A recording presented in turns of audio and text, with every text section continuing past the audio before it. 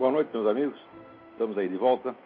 Queria começar aqui avisando vocês que leiam uma notícia muito importante que tem aí no site Nota Latina, que é, a meu ver, ainda a melhor fonte de informação sobre o movimento revolucionário latino-americano. Eu vou ler aqui para vocês o que a editora do blog, a Graça Salgueiro, colocou lá. Nota Latina traz hoje, com exclusividade para o Brasil, uma entrevista com o ex-espião cubano Huberto Mário Hernández, que trabalhou na embaixada cubana na Venezuela entre 2000 e 2003 e resolveu falar à jornalista Maria Elvira Salazar no programa Polos Opuestos, na Mega TV de Miami. Ele vive hoje exilado na Flórida depois de haver desertado. Mário trabalhava na Rádio Rebelde em Pinar del Rio, Cuba, quando foi mandado para a Venezuela. Lá ele foi trabalhar como espião na Embaixada de Cuba e recebeu por parte do governo da Venezuela identidade, passaporte e endereço como venezuelano, com o nome de José Carlos Contreira. Dentre outras coisas, ele conta que sua função principal era espionar jornalistas opositores e repassar as informações para a Embaixada de Cuba na Venezuela. O embaixador de Cuba na Venezuela, Germán Sánchez Otero. Sobre esses documentos falsos que ele disse ter recebido, isso não é novidade, pois aqui mesmo, neste blog, eu já denunciei isso inúmeras vezes, inclusive em época de eleições. Então, vejam vocês, o sujeito é um espião cubano que está lá espionando venezuelanos e cubanos, tá certo? Com autorização do governo venezuelano, governo do Hugo Chávez. Isso aí, aliás, não é novidade porque, de certa maneira, não é novidade porque, uns anos atrás, já houve lá um decreto do Hugo Chávez que estendia ao território venezuelano a jurisdição dos juízes e da polícia cubana. Quer dizer, a polícia cubana pode entrar na Venezuela, prender qualquer um cubano ou venezuelano. Isso com, vamos dizer, a autorização e as bênçãos do Hugo Chávez. Então, olha... Dei uma olhada lá, tem dois vídeos muito interessantes. É um material de primeiríssima ordem. É aqui no http://notalatina.blogspot.com.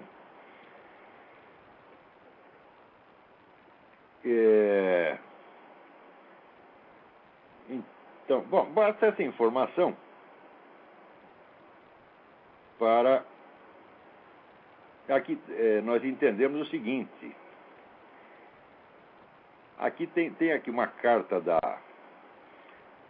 nossa ouvinte Ana Paula Bortoleto, e ela me pede para comentar esse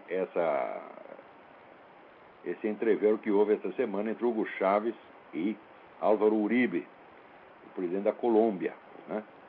E ela me manda aqui uma notícia, uma transcrição do artigo do José Dirceu, descendo o cacete ali no Álvaro Uribe, porque o Álvaro Uribe recusou a mediação do Chávez entre ele e entre o governo colombiano e as Farc. Né? Ora, essa entrevista do espião cubano já nos mostra por que o Hugo Chávez não serve como mediador. Mas além disso, ainda tem outros detalhes. O Hugo Chávez é um fornecedor de armas para as Farc. Quer dizer, ele não é um mediador de maneira alguma. Ele está lá a fim de legitimar, né, a atividade das Farc, que a Farc é uma organização que já matou mais de 30 mil pessoas ali na Colômbia, né, mantém um monte de reféns indefinidamente, e o Hugo Chávez, como mediador comprometido com um dos lados, realmente não é possível, né? Agora, o Hugo Chávez está... Agora, preste atenção. Não é só o Hugo Chávez que está comprometido. O nosso presidente da República está totalmente comprometido. Ele é fundador do Foro de São Paulo, é protetor das Farc. Tá certo? Quer dizer que qualquer dirigente das Farc que atue no Brasil, está fazendo isso sob a proteção do governo federal, embora ele saiba que as Farc serão o grande fornecedor de cocaína para o Brasil. Isso aí é uma coisa que as pessoas... Eu estou falando isso há anos e mostrando provas, e mais provas, e mais provas, e documentos. A confissão do seu presidente da República, feita em 2 de junho de 2005, onde ele admite francamente, as atividades clandestinas do Foro de São Paulo. Tá certo? Já mostrei 1000 vezes as atas de reuniões do Foro de São Paulo, e toda hora as pessoas dizem, as provas, cadê as provas, cadê as provas? Chega uma hora que você tem que dizer, vai tomar no olho do seu cu, porra. Quer dizer, já mostrei tudo quanto é prova e você faz de conta que não viu, faz de conta que não sabe. Quer dizer, isso aí é puro teatro. Agora, teatro faz parte da essência da mentalidade revolucionária. Quer dizer, o fingimento é a essência da mentalidade revolucionária. Veja um artigo do Zé Dirceu a respeito, né? Onde ele diz, por trás da decisão de Uribe está o temor de que Chávez fosse bem sucedido em seus esforços e conseguisse a libertação dos prisioneiros, né, dos reféns das Farc. Uribe não, quer dizer, ele está querendo dizer o seguinte, é que o Uribe não quer a libertação dos reféns, né? Quem queria é o Chávez. Ora, mas o Chávez é aliado das Farc, então quer dizer o seguinte, as Farc estão loucas para libertar os reféns e o Uribe é que não deixa. Quer dizer, eles vão lá sequestrar os caras, mantêm os negros presos há anos, tá certo? E a culpa, então, é do Uribe. Ora, o que é isto, porra? O artigo termina assim, quem perde com a decisão de Uribe, no fundo, são os prisioneiros das Farc que viu uma luz no fim do túnel. Então, é o tal negócio. Olha, uma vez eu vi um filme, eu esqueci o nome. Era um vigarista americano que estava lá em Tóquio ou Xangai, eu não lembro onde era, se era no Japão ou na China, mas você, de vez em quando ele invadia um bar, dava umas porradas no gerente do bar, espremia o cara na parede e falava, me dá $20. Daí o cara fala, $20 para quê? Ele diz, para proteção. Diz, proteção contra quê? Daí respondia, contra pessoas como eu. Então é exatamente o que esses caras estão fazendo, tá entendendo? Quer dizer, eles sequestram os fulanos, né? E depois, se não faz exatamente se o Uribe não faz exatamente o que eles querem, está vendo? A culpa é sua. Eles estão prisioneiros por sua culpa. Quer dizer, não foi o sequestrador que sequestrou. É aquele que não atende às exigências do sequestrador é que é o culpado. Quer dizer, isso é a típica inversão revolucionária. Você lê esse artigo que tem escrito sobre a inversão, que é a característica da mente revolucionária, eles são assim mesmo. Quer dizer, às vezes eles não precisam nem ter intenção de mentir, porque já é mentira estrutural. Isso já virou uma estrutura de personalidade. Quer dizer, inverter sujeito e objeto é característica da lógica revolucionária. E isso é assim, mas desde o século XV ou XVI, quando começou o movimento revolucionário no Ocidente. Você não esqueça, o movimento revolucionário começa começa com aquelas heresias messiânicas dentro do cristianismo. Começa com uma caricatura de cristianismo. Quer dizer, os negros que se autorizam a si próprios a ser, vamos dizer, os executores do juízo final. Quer dizer, eles demitem o Jesus Cristo. Eu não preciso de Jesus Cristo, eu mesmo faço o juízo final. Instauro aqui a justiça, né, mando todos os malvados para o beleléu, e daí fazemos o juízo final terrestre. Tá certo? Essa é a ideia originária do movimento revolucionário. Essa ideia ela já é uma inversão, porque ela é uma autorização para o sujeito cometer todos os pecados e todos os crimes em nome do bem, em nome da salvação da humanidade. Quer dizer, você para punir, então, sei lá, quer ler um garoto que entrou no banheiro e tocou punheta. Tem um pecador, vamos puni-lo. Vai lá, mata o garoto, porra. Isso é que nem um lugar onde eu morei, que tinha lá um esquadrão da morte que fazia justiça. Então é o seguinte, o neguinho estuprou a menina, pena de morte. Iam lá e fuzilava o cara. O sujeito roubou um queijo, pena de morte também, mesma coisa, tá entendendo? O sujeito olhou feio pra você, você não gostou, pena de morte também. Então era assim a justiça dos caras, tá entendendo? E o movimento revolucionário é isso. Quer dizer, quando você vê que o movimento revolucionário já matou 100 milhões de pessoas só na sua fase moderna, chamada comunista, não estou contando o tempo da Revolução Francesa, e não estou contando as outras alas do movimento revolucionário, fascista, etc., só o comunismo 100 milhões de pessoas. Digo, o que no mundo matou 100 milhões de pessoas? Nada matou 100 milhões de pessoas. Nenhuma epidemia matou 100 milhões de pessoas. Nenhuma guerra matou 100 milhões de pessoas. Só o que matou 100 milhões de pessoas foi a solução que os comunistas ofereceram para a humanidade. Quer dizer, o remédio comunista matou muito mais gente do que todos os males humanos. Então, é o tal negócio. O sujeito está lá com uma espinha na bunda, tá entendeu? Você diz, não, vamos curar a sua espinha. Você começa a arrancar a cabeça do negro, tá entendeu? É assim que eles estão fazendo. Eles são absolutamente loucos, não são pessoas que mereçam uma discussão séria, são loucos no sentido clínico da coisa, meu Deus do céu. Isso já passou, vamos dizer, a loucura revolucionária já passou de todos os limites do tolerável. Agora, querer uma discussão polida com esses caras... Agora, o sujeito chega para você e diz assim, olha aqui, eu tenho uma teoria, tá certo? Que para o bem-estar da humanidade é necessário erradicar a sua pessoa, extirpá-la da face da Terra. Vamos fazer um debate educado sobre isso. Então, o que você tem que responder? Você tem que responder, vai tomar no olho do seu cu. Você vem com uma teoria que eu tenho que morrer e quer que eu responda, quer que eu responda educadamente? Olha, o movimento revolucionário é isso. O sujeito vai te sequestrar amanhã, tá certo? E ele te mantém lá preso anos a fio, e a culpa é dos outros, não foi ele. Ele é vítima. Ele é vítima do mundo mal. Foi o mundo mal que obrigou as Farc a traficar cocaína, tá certo? A se tornar o maior traficante de cocaína do continente, que obrigou a matar 30 mil pessoas, que obrigou a manter milhares de reféns presos durante anos. Foi o mundo mal, quer dizer, fomos nós que somos os malditos reacionados. Foi você, ouvinte. Fomos nós, foi você, Graça Salgueira. A culpa é sua, porra. Você não sabe? Agora, esses caras querem discutir isso a sério e querem que a gente, vamos dizer, lhes dê resposta educada. Isso aí é outra coisa aqui. Veja, na mesma semana acontece isso aí. Né? Levaram na Assembleia Legislativa de São Paulo um traveco que foi lá de calcinha e sutiã, tá certo? Barbudo, foi lá, rebolou, né? Na frente de todo mundo, né? Parecia aquela deputada lá do Mensalão, né? Eu esqueci o nome da filha da puta. Ângela Guadagnino, né? Ângela Guadagnino. Parecia a Ângela Guadagnino. Talvez fosse até um pouco mais bonito que ela, né?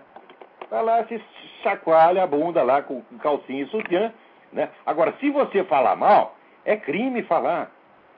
Tá certo? Agora, pensa bem, se uma mulher entrar assim lá, semi-pelada e chacoalhar, ela vai ser presa. Agora, se um homem barbudo, se o seu Luiz Motti, não foi ele, mas podia ser, se o seu Luiz Motti entrar lá, né, e dar esse show lá de calcinha e sutiã, você tem que fazer uma cara de profundo respeito. Não é isso? Porque você tem que respeitar a decência, a decência do show de traveco. Você não pode rir, né? Então tem uma lei, não pode rir, filha da puta. Fica quieta aí, fica quieta. Veja, isso aqui, você acha que isso aí tem alguma coisa a ver com direitos do homossexual? Fala, claro que não, isso aí é engenharia psicológica, tá certo? Calculada para desenvolver em você um negócio que se chama dissonância cognitiva. Onde você está vendo uma situação, mas você não pode reagir de acordo com o que você está vendo. Você é obrigado a reagir de acordo com o protocolo que eles inventaram e vestiram em você como uma camisa de força. Você está entendendo? É a mesma coisa, assim, ó, eu lembro assim, o meu irmão, quando era pequeno, fazia uma brincadeira, mas esses caras estão fazendo a sério. Ele fazia cócega em mim e falava assim, para de rir, para de rir, para de rir. Daí que eu ria mais, evidentemente, né? Então, mas aquilo era brincadeira, de irmão. Agora, esses caras estão fazendo isso a sério. Eles botam uma palhaçada na sua frente, né? E você tem que se comportar como se aquilo lá fosse uma cerimônia religiosa. Não é isso? E eles estão fazendo uma lei que vai obrigar você a agir assim. Você está pensando, isso quer dizer, a coisa que é piada se torna uma coisa sinistra. É piada porque o personagem da piada são pessoas de carne e osso. Quer dizer, o que é isso? Isso é de uma violência psicológica, isso é de uma brutalidade mental, tá certo? Absolutamente intolerável e criminosa. Quer dizer, a ideia em si é criminosa, mesmo que não fosse realizada. Preste atenção. Isso aí não tem nada. Imagina, quer dizer que para o sujeito ter o direito de fazer o que ele quer, ó, vocês sabem perfeitamente, vocês leem meus artigos há muitos anos, vocês acompanham esse programa, já está completando quase um ano. Eu nunca falei mal da conduta sexual de ninguém. Para mim, cada um pode fazer o que quiser. Eu até acho todo moralismo ridículo, tá certo? Porque eu tenho a certeza de que, isso aqui é bom até comentar esse negócio, eu tenho a certeza absoluta de que o aprendizado da moralidade é uma coisa complexa e vai ao longo da vida. Você tem que ir aprendendo um pouquinho. Não é você pegar uma regra e dizer, é assim é o certo. Digo, não adianta, isso aí não vai melhorar as pessoas. As pessoas têm que aprender gradativamente, ao longo da vida. Você pode ensinar. Agora, não se trata de regra, se trata de percepção, se trata de consciência moral. Consciência moral é um sentido, como é que se diz, uma afinação que você tem para perceber o certo e o errado, tá entendendo? Quer dizer, o ser humano tem isso naturalmente, mas isso tem que ser afinado e treinado durante a vida. Quer dizer, a capacidade para distinguir o bem do mal, tá certo? É o que os escolares chamavam de sindérese. Sindérese é uma capacidade que você nasce com ela, mas ela tem que ser treinada e afinada durante a vida. Muitas vezes a imposição de uma regra moral embota a percepção moral.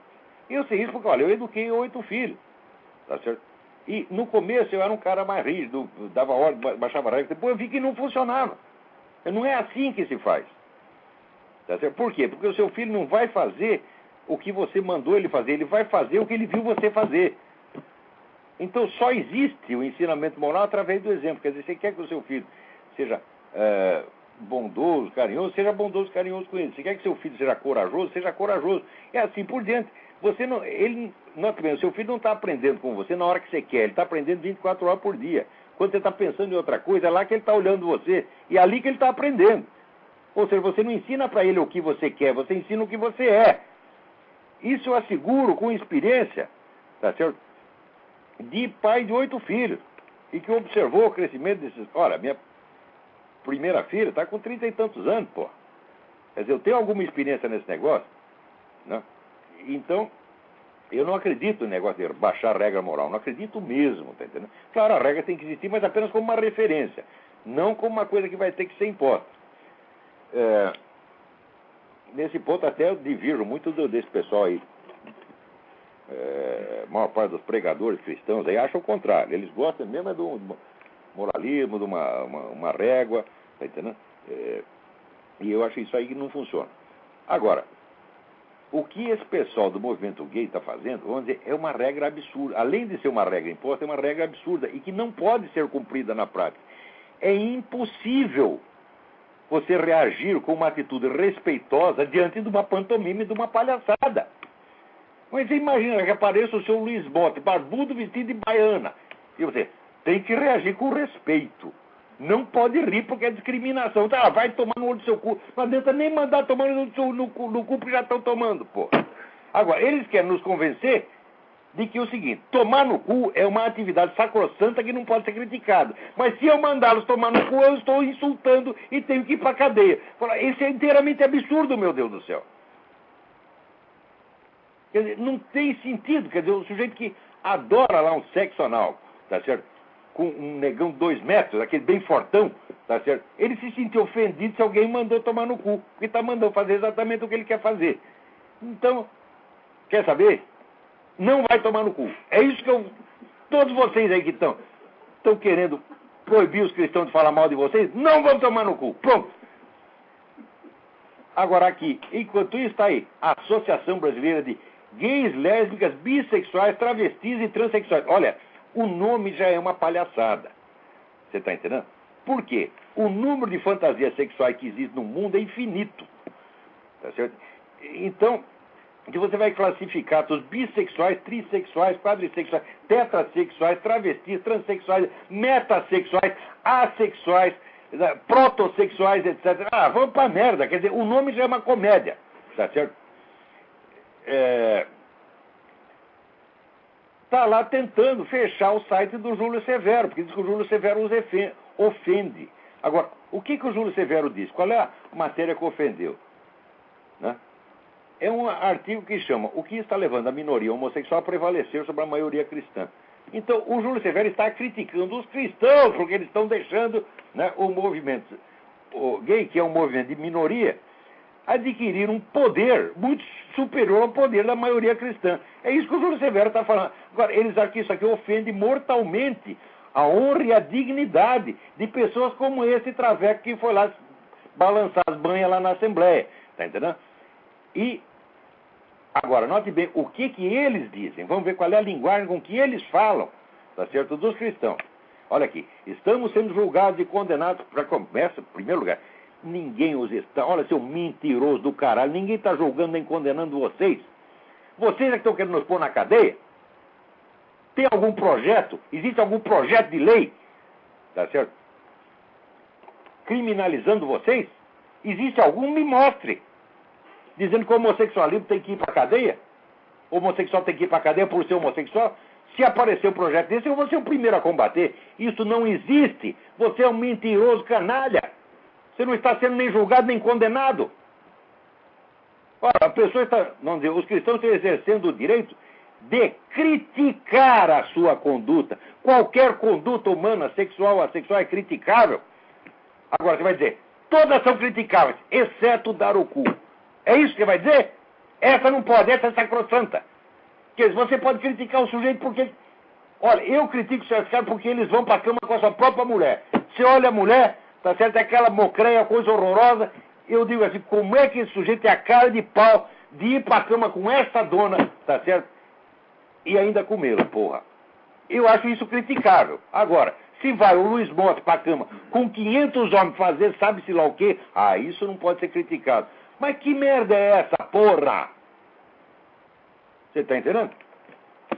Ora, então, vamos lá. Peraí, tem alguém na linha, vamos? Olá. Alô? Alô? Quem está aí na linha? É Alex? Alex? Palhaçada esse negócio, hein, Olá? Palhaçada total. Porra, essa coisa que eles querem que a gente, vamos dizer, participe da palhaçada e não dê risada, porra. Os caras são absurdamente psicóticos. Daqui a pouco você vai virar lei. Fale mais alto, grite, porque eu tendo dificuldade de ouvir a sua voz aqui. Mas diga para continuar com esse mesmo. Tem mais material aqui. Olavo, você está ciente de uma campanha de um órgão chamado CCC, Clean Clothes Campaign?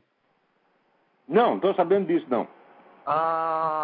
É um trabalho de um pessoal em conjunto com uma outra organização chamada Playfair 2008, que eles estão fazendo uma lista, finalmente alguém fez isso, é uma lista de todas as empresas na China comunista lá, que usam mão de obra infantil, que usam mão de obra escrava, de campo de trabalho. Não é só mão de obra escrava. E tem pior que tem os filhos das putas aqui nos Estados Unidos, ficam investindo lá. Quer dizer, dando dinheiro para o chinês, vamos dizer, escravizar o seu próprio povo e fazer bomba atômica para jogar aqui nos Estados Unidos. Quer dizer, isso é uma loucura. Você vê que essa idolatria do capitalismo, quer dizer, o sujeito acha que o livre mercado resolve todos os problemas.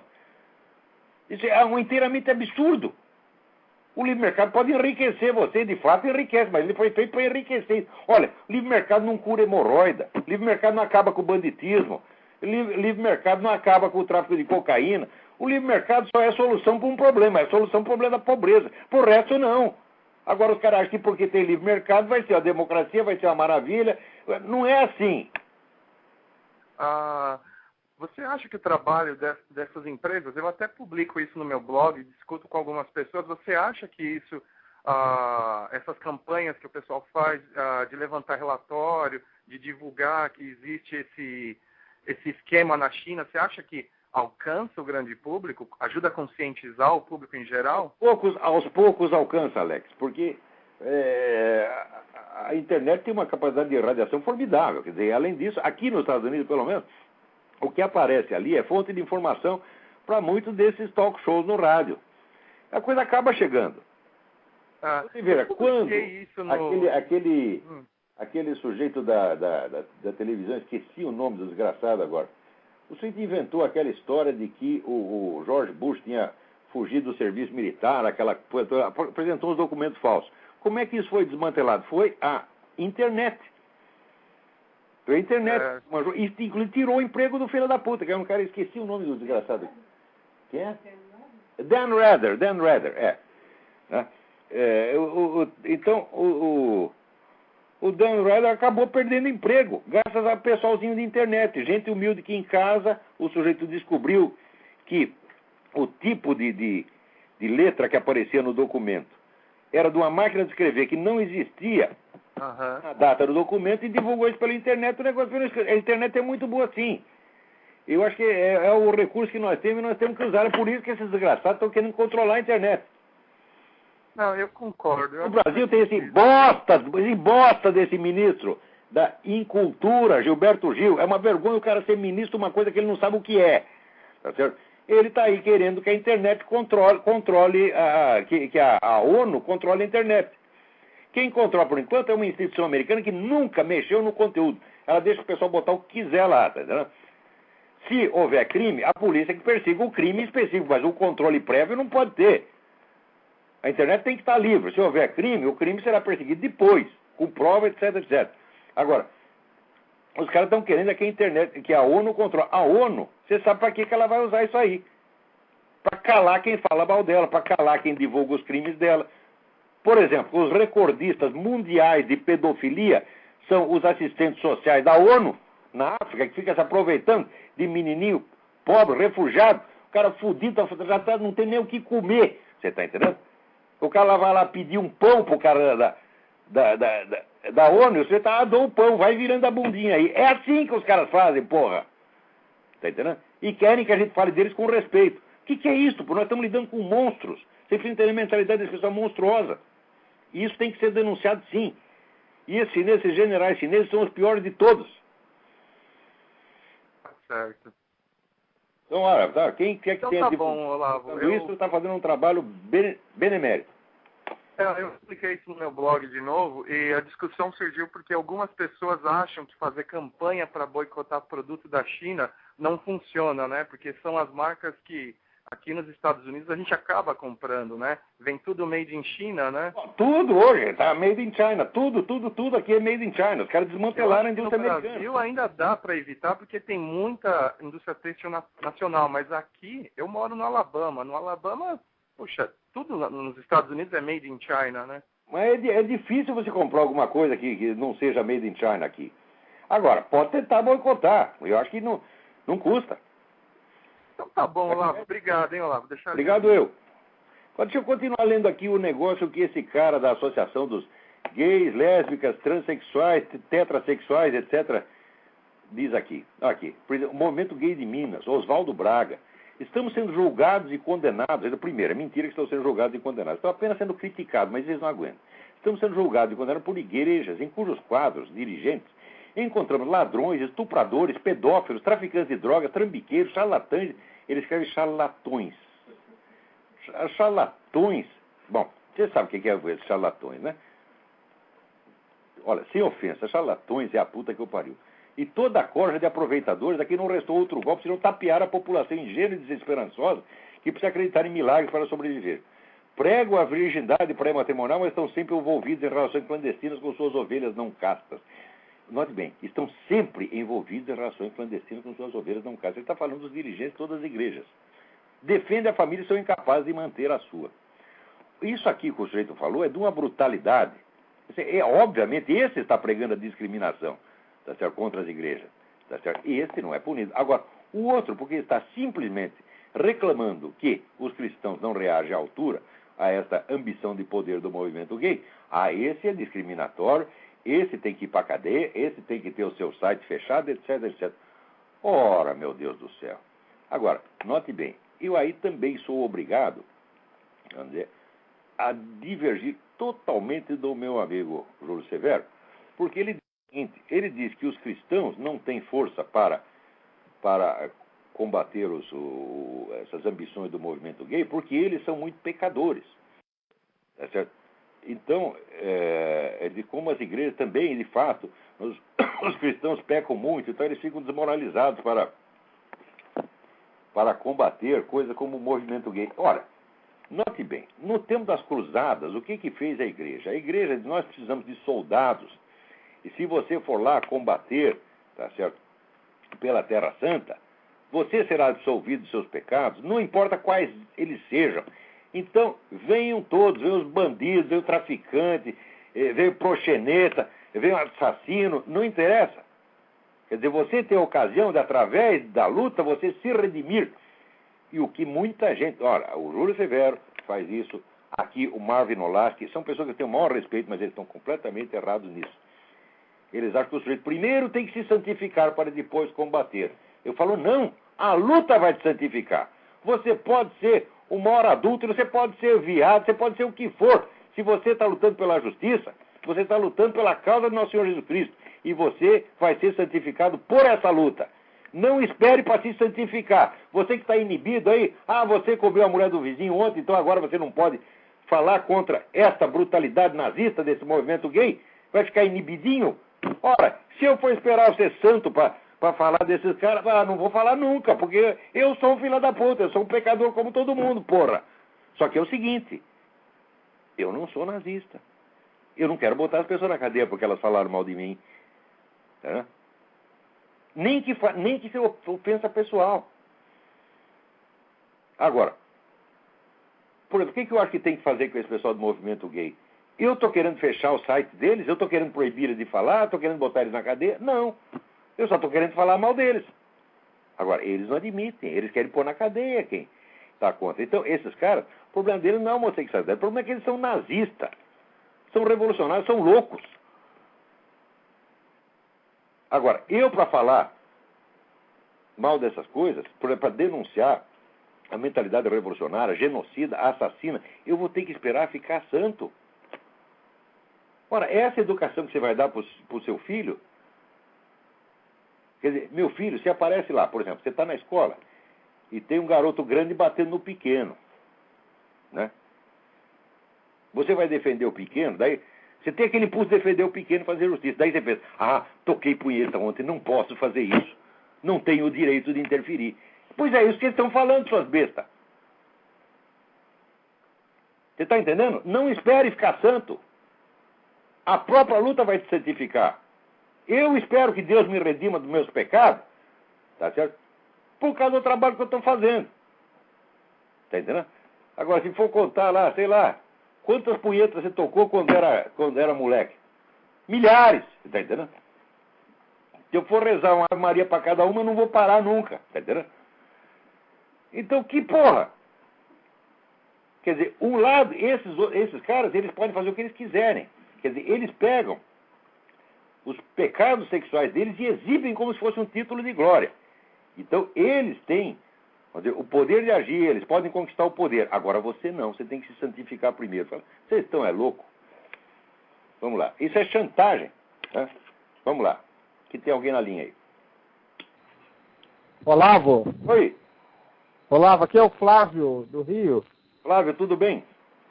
Tudo bom. É o seguinte, você, a respeito, por exemplo, da igreja aí que você está falando e tal, dos cristãos, será que a igreja ficaria fortalecida se eles liberassem padres casados ou pastores, mesmo com a limitação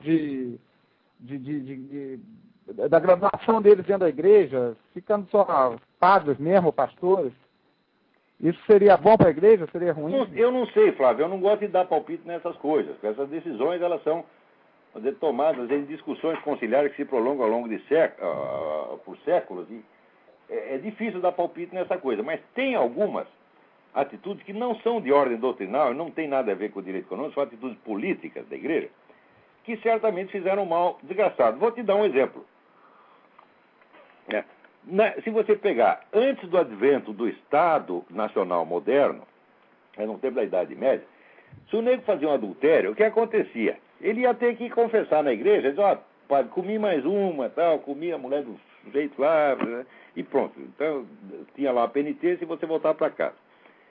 Quando veio o Estado Moderno, então a manutenção da moral passou a ser incumbência do Estado. Então, quer dizer, o adultério passou a ser um crime. Tá certo? E ele passou a ser perseguido pelo Estado. Ora, raciocina um pouco comigo. Tá certo? Jesus, os mandamentos proíbem o adultério. Mas antes disso, o primeiro e o segundo mandamento, que são os essenciais, o primeiro diz amar a Deus sobre todas as coisas e amar a teu próximo como a ti mesmo. Quando pergunta a Jesus Cristo como se faz para amar o próximo, e um sujeito pergunta, quantas vezes eu devo perdoar o meu irmão? 7 vezes? Jesus responde, não, 70 vezes 7. Ora, se você deve perdoar o seu irmão 70 vezes 7 vezes, quantas vezes você deve perdoar a sua esposa? Se ela sair dando aí para todo mundo, eu digo 490 vezes. Agora, no mundo moderno, onde a igreja se aliou ao Estado ateu para impor a moral, aceitou o jogo do Estado ateu, né, e fez com que, vamos dizer, as condutas reprovadas algumas das condutas reprovadas pela igreja também fossem punidas pelo Estado, não apenas, vamos dizer com a sanção moral da condenação da igreja, mas também com a sanção estatal, você está entendendo? O que aconteceu? Tu viu uma monstruosidade, porque toda mulher hoje acredita que ela tem, vamos dizer, que o marido fiel não é um mérito, o marido ser fiel não é um mérito cristão, é um dever absoluto. E a falha será punida pelo Estado. Então, e o marido também. Isso quer dizer, criou um bando de ciumento possessivo louco que está com um porrete estatal na mão, dizendo primeira vez que tu olhar para o vizinho, ou a mulher, toda vez que você olhar a perna da vizinha, vai uma porretada estatal na sua cabeça. E a igreja foi cúmplice disso. A igreja não pode permitir, tá certo, que o Estado se arrogue, tá certo, o direito de punir as pessoas dessa maneira. Você está entendendo? Então, claro, o adultério é errado. Sim, o direito de punir. É para você tratá-lo como Jesus Cristo ensinou a tratar o pecador. Você tem que perdoar 490 vezes. Porra! Agora, o Estado não pode perdoar nenhuma vez. A mulher chega lá no juiz, seu juiz, ele comeu a vizinha. Pronto, já veio o divórcio e vem pensão de alimento e você é reprovado pela sociedade, você é condenado, você vira um marginal, você perde emprego, você tem sua vida destruída. Por causa de uma coisa que, pelo ensinamento de Cristo, deveria ser perdoada. Não quer dizer tolerada, quer dizer perdoada. Você está entendendo? Agora, para a mentalidade estatal, não existe perdão. Então, foi nessas coisas, com essa simbiose com o Estado moderno, que a igreja se enfraqueceu. Não é porque ela está cheia de pecadores, porque já está cheia de pecador no primeiro dia, porra. O Cristo mandou vir quem? Os santinhos? Não, exatamente os pecadores. E você acha que Cristo tem alguma ilusão? Já aqui, meu filho, né? Você, a partir de hoje, que você entrou aqui, você foi batizado, o pecado acabou? Eu falei, não, essa pessoa vai pecar 1000 vezes ainda. Por isso mesmo que ele disse que tem que perdoar 490 vezes. Agora, o Estado não pode perdoar. Então, o que está enfraquecendo a igreja é o seu compromisso espúrio com o mundo moderno. Você está entendendo? Ela não tem nada que se apoiar no Estado, porra. Agora, se ela quer se apoiar no Estado, bom, muito bem. Quer se apoiar no Estado por quê? Porque daí o Estado dá isenção fiscal, dá mais não sei quem, ainda podemos, vamos dizer, quer dizer, o Estado vai ajudar a igreja. Digo, o Estado não tem que ajudar a igreja, e a igreja não tem que se apoiar no Estado. Essas coisas têm que ser absolutamente distintas. Eu acho, por exemplo, que adultério é uma coisa na qual o Estado não devia se meter. Não devia ter legislação sobre isso. Tem a moral cristã. E a moral ensina, é errado, não faça isso. Se você fez uma vez, não faça duas. Se fez duas, não faça três. E a gente vai ensinando o nego até o 491. Chegando no 491, nós damos uma porrada nele. Foi isso que Cristo ensinou, porra. Entendeu? Agora, tá entendendo? Estou entendendo. Agora, aí o encaixe disso com o fato do padre casado, isso que eu estou querendo fechar. Eu, pessoalmente, sou a favor. Eu acho que o padre casar seria até melhor. Eu acho que na igreja ortodoxa você tem o celibato para os monges, aqueles que aceitam a vida monástica. E os padres seculares são casados. É uma boa solução. Mas eu também não posso condenar a Igreja Católica por não permitir isso, porque ela tem suas razões. Eu acho que tem todas as possibilidades aí, né?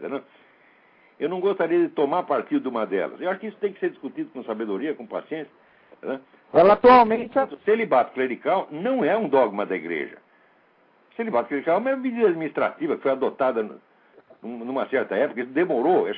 Acho, se é que eu me lembro, isso veio no século X. Você veja, São Pedro, o primeiro Papa, era um homem casado, porra.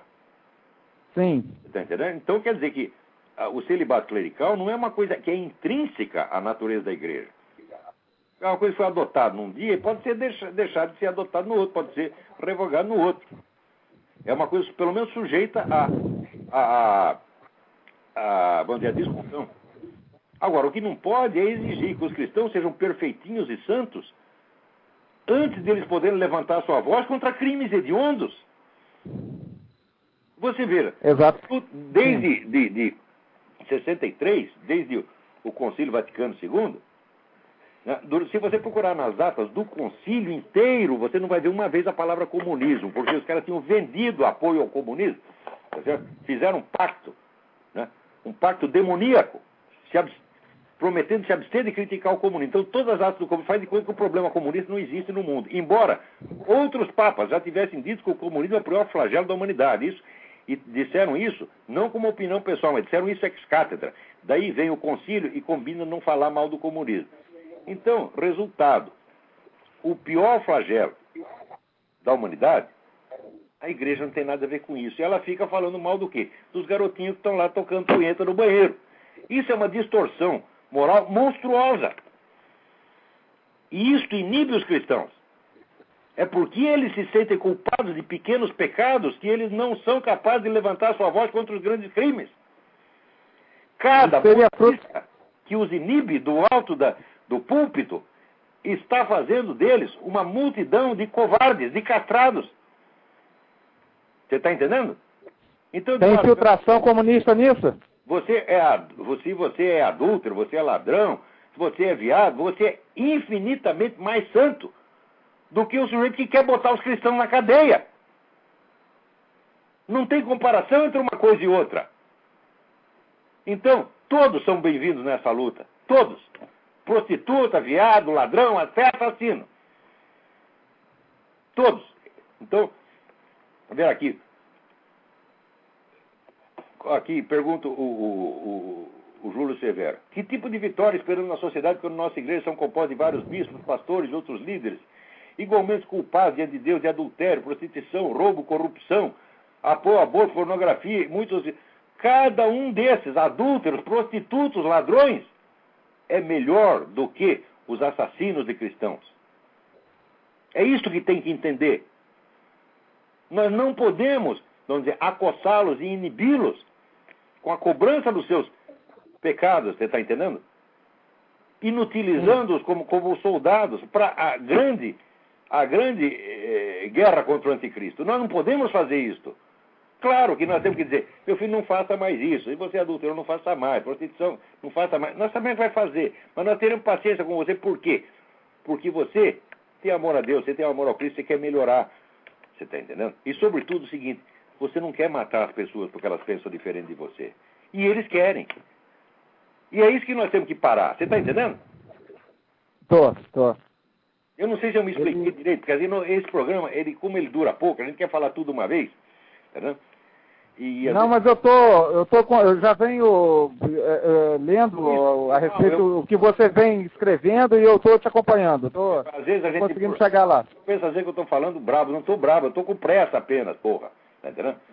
Então, eu acho que um grande... Hoje, uma pessoa que está... Você pode observar que está sendo jogada para escanteio aos poucos. O Mel Gibson, que você vive citando, nos últimos filmes dele, ele sempre coloca alguma coisa ali que machuca a turma ali da anticristã. Não sei se você tem observado. Mérito. Esse filme que ele fez, esse filme A Paixão de Cristo, converte pessoas. Esse filme toca profundamente. Acho que na Áustria tem um sujeito que era criminoso de guerra nazista, vivia escondido. Ele assistiu o filme, saiu chorando. Saiu dali, foi na delegacia de polícia confessar tudo que tinha feito contra os judeus. Esse filme é miraculoso, porra. Faz coisas maravilhosas. Quem fala mal do Mel Gibson é um bom filho da puta. Entendeu? E eles estão explorando, porque ele foi preso, bêbado. Pô, o cara tem direito de errar, né? O cara tem... Ele não é humano. Você acha que Hollywood pode ter um negro que... Ora, porra, ali quem não bebe, toma pico. Quem não toma pico, dá o cu. É tudo assim. O Mel Gibson não é melhor que os outros. Agora, ele fez uma coisa boa, uma coisa maravilhosa, você está entendendo? Que ante os olhos de Deus pode redimir milhões de pecados que ele faça. Você está entendendo? Sim, o filme A Paixão de Cristo, eu não consegui ver inteiro ainda, mas o pouquinho que eu vi foi maravilhoso. Metido a santinho, você está entendendo? Agora, a linguagem desse pessoal do movimento gay é linguagem de santarão. Quer dizer, eles estão dizendo o seguinte, que aos líderes da igreja, todos os líderes de todas as igrejas, para eles são todos adúlteros, pedófilos, etc. Em primeiro lugar, quer dizer, isso aqui, é claro que o parágrafo, essa declaração dele é inteiramente caluniosa. Ele está inventando crimes que ele não tem prova e que nem sequer aconteceram. Em segundo lugar, está se fazendo de vítima. Estamos sendo julgados e condenados. Ô filho de uma puta, quem foi condenado por homossexualismo, foi condenado à cadeia por homossexualismo no Brasil? Me mostra um. Ora, porra. Nos países coitadinhos. na ditadura islâmica, sim, acontece. E contra isso, seus canalhas, vocês não falam uma palavra. Por quê? Porque vocês são aliados políticos deles. Aí também outro ponto que eu discordo do Júlio Severo, quando ele diz que o movimento homossexual é essencialmente um movimento de pecados sexuais. Não! Eu acho que os pecados sexuais estão igualmente bem distribuídos entre o pessoal do movimento gay e fora dele. O movimento gay é um movimento de conquista de poder político por forças genocidas, assassinas, tirânicas, totalitárias. É isso que ele é. Não tem nada a ver com sexo. O sexo é usado aí como desculpa. Assim como o movimento feminista, a mesma coisa. E o movimento abortista, a mesma coisa. É facílimo você... Se você estudar um pouco, você começa a ver todas as conexões políticas, burocráticas, administrativas e financeiras em todos esses movimentos. Isso é um movimento revolucionário na sua totalidade. E é por isso que ele tem que ser condenado. Não é por causa de pecado sexual, meu Deus do céu. Pecado sexual são pecados da ordem individual, que a gente faz na cama. Por exemplo, mesmo o Luiz Motta com uma vida ativíssima, você está entendendo? Vida sexual ativíssima, conseguiu transar com 500. Agora, não poderia transar com 500 de uma vez. Tem que ser um de cada vez. Agora, genocídio, meu filho, são milhares de uma vez. Às vezes são milhões de uma vez. Quer dizer, não tem comparação as duas coisas. E eu acho que os gente ficar falando de pecados sexuais na era do genocídio é uma coisa de uma distorção mental tão grande que está ajudando o adversário. Veja, o Papa João Paulo II, ele dizia que a medida da gravidade dos pecados muda numa era de demência coletiva, que é exatamente o que nós estamos vivendo. E ele tinha toda a razão. Então é o seguinte, quando a gente acabar com esse negócio de movimento revolucionário, acabar com essa coisa de genocídio, essa coisa, bom, daí nós vamos tratar de pegar as pessoas que cometeram os pecados menores e vamos resolver os pecados menores, mas é como dizem os americanos, first things first. Agora, se o sujeito quer... primeiro tem que deixar todos os cristãos bem santinhos.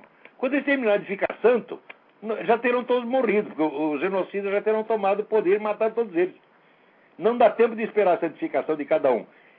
Ao contrário, entre na luta contra, vamos dizer, esses movimentos malignos, tá entendendo? E peça a Deus que aceite essa sua luta como prece. Pela redenção dos meus pecados, tá entendendo? Pelo perdão dos meus pecados. É isso que ele tem que fazer. Tem alguém na linha aí? Então vamos lá. Muito obrigado, Olavo. Tudo obrigado, bom? Eu. Diga. Marcelo de São Paulo, tudo bem? Como vai? Oi, quem que está falando? É Marcelo de São Paulo, Olavo. Marcelo, tudo bem? Tudo bem. Bom, já que você está falando em matar os que pensam diferente de você, de mim, de outro, queria saber como é que você vê aí os novos fatos que surgiram em relação ao Chaves, né? Quer dizer, ameaçou colocar na cadeia religiosos, xingou cardeal, bispo, sacerdote, pastor. Ele está num embate aí com a Espanha, na verdade, fazendo bravata, né? Desafiando a Espanha, desafiando... É esse caso dele com o rei Carlos. Essa supremacia... Inverte, como ele sempre faz... Você vê, o que acontecia ali? O Zapatero estava tentando fazer um discurso e o Chaves não deixava, interrompia, calava a boca do outro, calava. Daí o rei tapou a boca dele. Daí quem é o oprimido é o Chaves, coitadinho. Quer dizer, enquanto ele está tapando a boca do outro, não tem nenhum problema. Agora, a boca dele não pode ser tapada. Ah, que merda. Você não acha que ele está passando do limite, Olavo? Quer dizer, vai chegar um ponto em que talvez logo alguma intervenção... Passou do limite na hora que ele nasceu. Você tá entendendo? Chaves não devia existir. Agora, já que ele existe, nós vamos ter que dar um jeito nele. Eu sugiro o seguinte, que pôr na jaula de orangotango. No zoológico. E para ver se não vai ser um desrespeito aos orangotangos. Qual é a alternativa do mundo civilizado, Olavo? Eu não sei. Não tenho a menor ideia. Eu só sei que nós temos que lutar contra essas coisas. E, sobretudo, nós temos que nos apegar a verdades que foram conhecidas pela humanidade ao longo de toda a sua história. Nós temos que tirar essa ilusão historicista, tá certo? De que o nosso tempo é mais esclarecido do que os outros, tá certo? Então é como se você vivesse numa zona luminosa e tudo para trás foram trevas. Essa visão é totalmente mitológica, doente. Nós temos muito que aprender com os séculos passados. Entendeu? Aham. E temos, sobretudo, que ver quais são os conhecimentos que foram perdidos ao longo do tempo. Coisas que os caras sabiam e que nós deixamos de saber. O Jean Forestier, o economista, no livro Les Conditions de l'Esprit Scientifique, ele dizia que, junto com a história do conhecimento, tem que fazer da ciência, tem que fazer a história da ignorância. E certamente a história da ignorância é maior, quer dizer, a história dos conhecimentos perdidos. Eu vejo, por exemplo, essa sabedoria que a igreja medieval tinha. A igreja medieval era muito mais tolerante com os pecados humanos do que se tornou depois.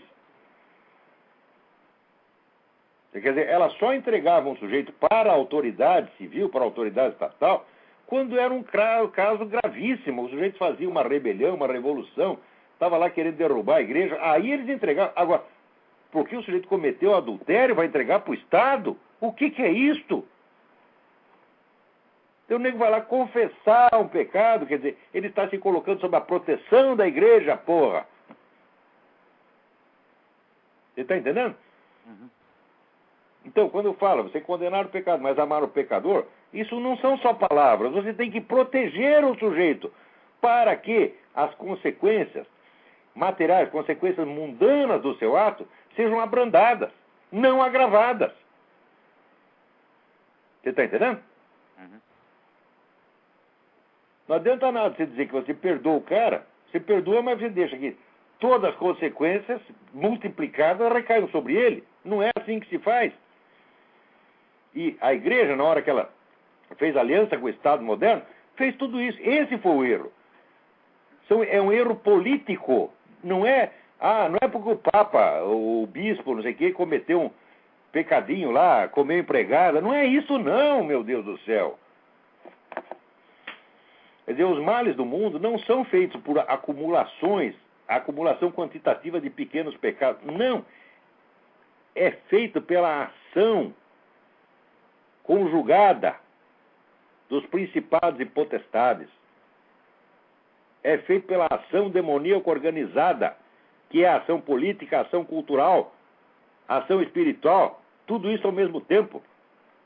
É contra isso que é a nossa luta, não contra o garotinho que está tocando punheta no banheiro, porra. Ora, meu Deus do céu. Vamos lá. Agora, aqui tem uma pergunta. Caiu a linha do Marcelo. Bom, então eu vou ler aqui. Antes, deixa eu dar um aviso aqui. Quarta-feira, 28 de novembro, 20 horas. Vai ter mais uma aula do meu seminário de filosofia na Realizações. Rua França Pinto, número 498, Vila Mariana, São Paulo. Informações pelo telefone 011-5572-5363. Então, tem uma pergunta aqui muito interessante. Eu nem sei se vai dar tempo de eu responder ela direito, mas a pergunta de filosofia feita pelo André Vinícius Seleghini Franzin. Ele diz que leu o meu texto Notas para uma Introdução à Filosofia e tem lá um trecho que eu digo o seguinte.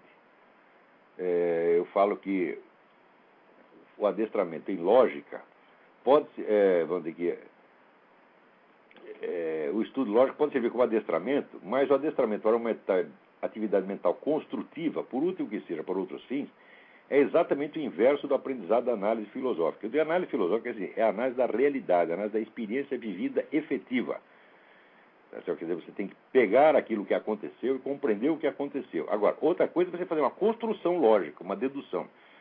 E uma mente pode estar muito adestrada para fazer deduções, construções mentais, e não enxergar nada da realidade. Daí pergunta aqui o André. Minha dúvida é essa. Não é exatamente esse tipo de atividade lógico-dedutiva que permite a conformação dos nossos esquemas noéticos, noéticos cognitivos, que são desenvolvidos de acordo com os estímulos dos fatos aprendidos? Não é não. André, veja. Quando você fala em lógica, a própria palavra lógica tem muitos sentidos diferentes.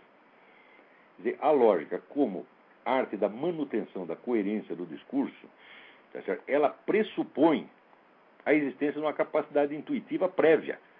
Por exemplo, se você está fazendo uma dedução, como é que você sabe, quando você chega na conclusão da sua dedução, como é que você sabe que ela se refere ainda àquelas premissas das quais você partiu? É porque você as reteve na memória. Tá certo? Quer dizer, existe a continuidade da memória. Sem ela não existe atividade lógico-dedutiva. Agora, outra coisa é você considerar dizer, a coerência, tá certo? Não tal como aparece na mente humana, mas a coerência em si mesma. Por exemplo, o fato de que 2 mais 2 dão 4, independentemente de você saber disso ou não. Isso faz parte da estrutura da realidade. Investigando a estrutura da realidade, nós encontramos nela aspectos lógicos e aspectos que não são redutíveis, pelo menos imediatamente, é um esquema lógico. Mas este conhecimento, esta penetração na própria realidade experienciada é infinitamente mais importante do que o aprendizado da lógica. Então, a lógica não é senão um dos muitos fatos que existem no mundo, entendeu? Outra coisa, a conformação dos nossos esquemas noéticos com a realidade não é efeito da atividade lógica dedutiva, não, ela faz parte da nossa própria estrutura. Os nossos esquemas noéticos, eles são adaptados à realidade, por quê? Porque eles fazem parte da realidade. Nós não estamos fora e acima da realidade, olhando-a com os nossos esquemas noéticos. Não, nossos esquemas noéticos foram impostos a nós pela realidade. A nossa estrutura ontológica, o nosso modo de ser, tá certo? Dentro da realidade, implica esses esquemas noéticos que são adaptados à realidade pelo simples fato de que vem dela. Tá certo? Eu tenho certeza de que o conhecimento que o ser humano tem, a capacidade cognitiva que o ser humano tem, está em parte na sua própria estrutura, anátomo-fisiológica, e em parte é impressa nele pelo impacto do mundo exterior. O impacto total, não é só aquela percepção que você tem, mas o impacto que vai muito além da sua percepção que você nem percebe. Tá certo? Se você for levar em conta todos os conhecimentos nos quais você se baseia, até você poder andar, para você poder sair você está aí no banheiro, para você poder reconhecer uma pessoa, então, essa é uma multidão de conhecimentos, tá certo? Que nunca passaram por um filtro lógico e que frequentemente operam de uma maneira totalmente inconsciente e que sem eles você não conseguiria pensar. É nisto aí que nós temos que prestar atenção, porque essa é a presença da estrutura da realidade em nós, dentro de nós, no nosso modo de ser. Eu precisaria de mais de 1 hora para explicar isso, mas espero que esse resumo quebre o galho. Eu talvez faça uma aula do Seminário de Filosofia sobre isso. Se eu fizer, eu te aviso. E aqui uma outra pergunta. Daniel Scherer. Sou um grande admirador da sua obra e acompanho assiduamente seus artigos. Escrevo para sanar uma dúvida sobre o ponto da sua apostila Pensamento e Atualidade de Aristóteles. Nesse termo, o senhor afirma não levar Carl Gustav Jung muito a sério como teórico, embora diga admirá-lo por conta de suas observações clínicas. Eu gostaria de perguntar quais seriam as falhas teóricas do referido psicólogo. Bom, existem inúmeras. Eu vou só te dar uma delas para você ver a gravidade da coisa. O Jung não era uma mente teórica. O Jung não era um pensador. O Jung era um médico e um bom observador de casos clínicos e um médico eficiente. Quando chegava na hora de teorizar tudo errado. Vou te dar um exemplo. Na tipologia dele, na psicologia, no livro chama os tipos psicológicos, ele diz que existem funções cognitivas que são desenvolvidas ou conscientes, tá certo? E outras faculdades que são mais ou menos atrofiadas, primitivas ou inconscientes. Quando chega na hora dele definir a faculdade intuitiva, porque ele definiu, por exemplo, razão, sentimento, ele vai definir a intuição, ele diz que a intuição é uma apreensão através do inconsciente. Eu digo, mas se ser consciente ou inconsciente, tá certo, é justamente o que diferencia as funções desenvolvidas e atrofiadas, como é que uma função pode ser essencialmente, uma delas pode operar essencialmente através do inconsciente? Quer dizer, é uma coisa tão inconsequente isso aqui, tão desconjuntada, que eu falo, é claro que ele não prestou atenção no que estava falando, mas isso é um conceito importante, porque ele usa a intuição definida como apreensão através do inconsciente ao longo de toda a sua obra e não percebe que está falando uma tremenda asneira. Tá certo? Esse é só um dos inumeráveis. Então, veja, você vê até pelo seu modo de escrita, o Jung, às vezes, ele é mais sugestivo do que expositivo, tá vendo? E as melhores coisas que ele tem são, de fato, os relatos de tratamento que ele faz, que às vezes são magistrais, tá vendo? Eu posso dizer isso também. O meu falecido amigo, Juan Alfredo César Miller, que era um grande psicólogo clínico, era um gênio da psicologia clínica, se chegar na hora de teorizar as coisas, ele fazia maior confusão. Às vezes era eu que explicava para ele o que ele estava fazendo, porque ele mesmo não tinha o tirocínio teórico para perceber aquilo. Ele sabia fazer, tá certo? Às vezes mandava o sujeito lá, porque eu chegava lá de 4. Às vezes 2 semanas, depois o cara estava bom. Daí eu falava, doutor Miro, como é que o senhor fez isso? Né? Daí ele contava. Na hora que ele contava, eu achava aquilo absolutamente genial, mas Na exposição das bases teóricas, ele era muito deficiente. Pelo menos as pessoas não conseguiam entender o que ele dizia. E muitas vezes eu tentava captar a estrutura teórica subentendida ali, e é isso, assim, assim, assim. Daí ele arregalava 2 anos e falava exatamente isso. Quer dizer, a capacidade clínica não é necessariamente a capacidade teorética, é diferente. São habilidades diferentes. Eu, por exemplo, duvido que eu tive, pelo menos, paciência para trabalhar em clínica psicológica, jamais teria. O terceiro louco que entrasse ali, eu dava umas poradas nele e mandava embora. Tá, né? O Dr. Miller ficava lá 10, 12 horas por dia tratando de maluco. Até aquilo era a vida dele. E o Carl Jung era a mesma coisa, era um médico. Muito bem, eu acho que não dá mais tempo de falar mais nada. Tá certo? Então, só para terminar, tem um cidadão aqui que me pediu uma indicação de livros que mostrem a Guerra Civil Americana, não pelo lado estereotipado dos... aqui, Edna Galafaz, não, Tiago, escrevendo pelo e-mail Edna Galafaz. A leitura da análise escola reduz a Guerra Civil Norte-Americana uma luta entre as duas classes sociais, escravagistas versus iluminados defensores da liberdade. Aqui nos Estados Unidos, Tiago, ninguém faz isso. Nem os maiores admiradores de Lincoln acreditam que a Guerra Civil foi por causa da escravidão, porque todo mundo sabe que não foi. A escravidão foi um item ali. Note bem, dos fazendeiros do Sul, apenas 6% eram proprietários de escravos. Certo que os outros 94% iam querer morrer para defender o direito daqueles 6% de ter escravo, é uma coisa inteiramente absurda. Mas se quiser ler algo interessante que assume mesmo a defesa do Sul, procure o livro de James Ronald Kennedy e Walter Donald Kennedy, que se chama The South Was Right. O Sul tinha razão. E com isso terminamos o nosso programa hoje. Muito obrigado, até a semana que vem.